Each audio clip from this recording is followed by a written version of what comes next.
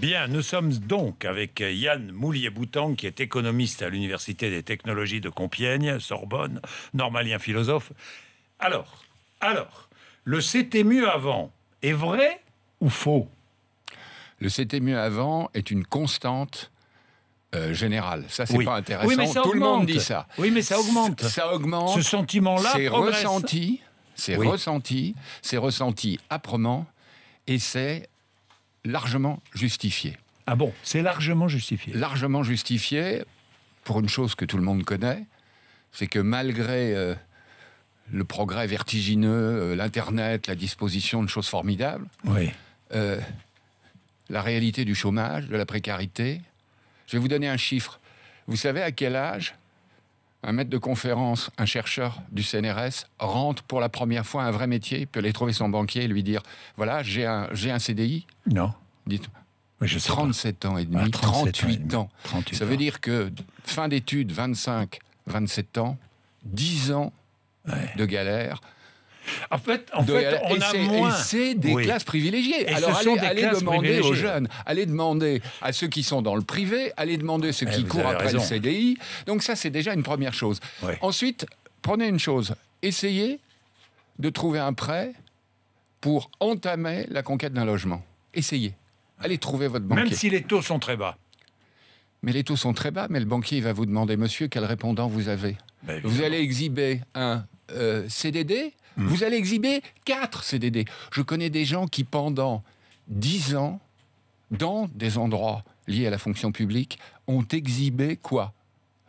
De l'emploi de septembre à juin. Puis on arrêtait, parce que 3 CDD consécutifs, c'est égal à CDI. Donc ils n'avaient jamais 3 CDD consécutifs. Ils avaient simplement des contrats de 9 mois, comme des saisonniers. Avec ça... Quelle banque va leur prêter? Aucune. Mais c'est vrai, vous avez raison. Et attendez, je voudrais aussi rajouter autre chose. Oui, vous êtes un jeune, vous voulez faire quelque chose, vous voulez vous lancer dans quelque chose. Vous avez un projet. Vous êtes le fameux... Vous avez l'esprit d'entreprise au sens de l'énergie, même du désespoir.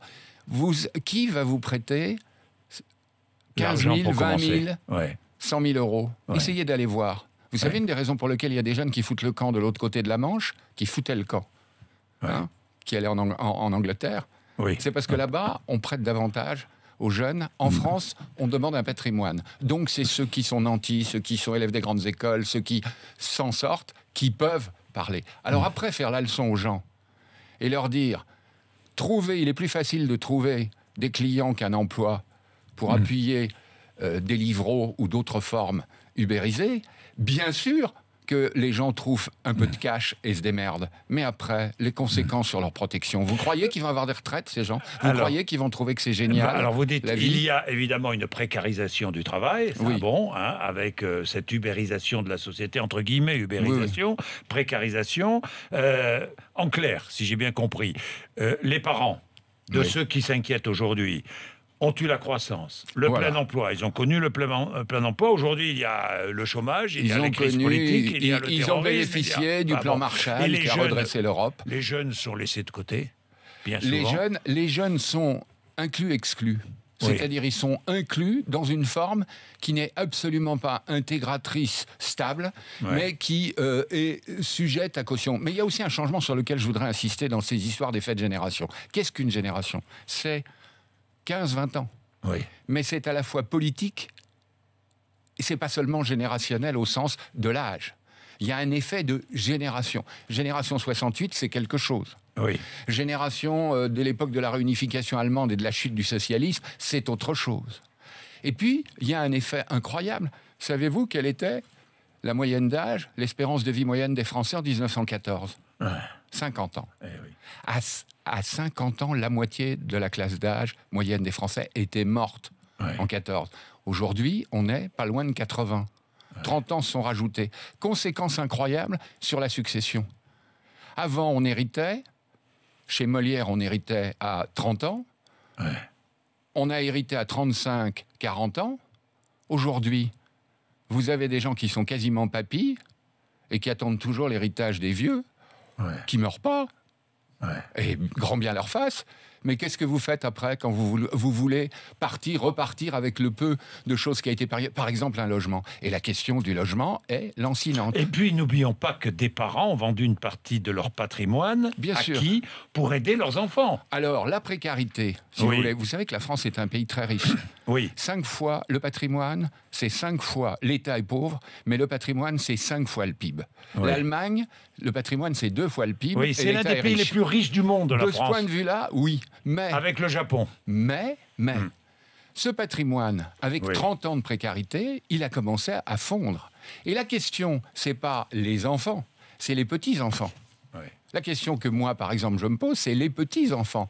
Parce que quand vous avez utilisé une partie du patrimoine pour caser les uns et les autres et qu'il n'y a plus les revenus afférents, vous commencez à le bouffer pour doter les uns et les autres, pour essayer de trouver un logement.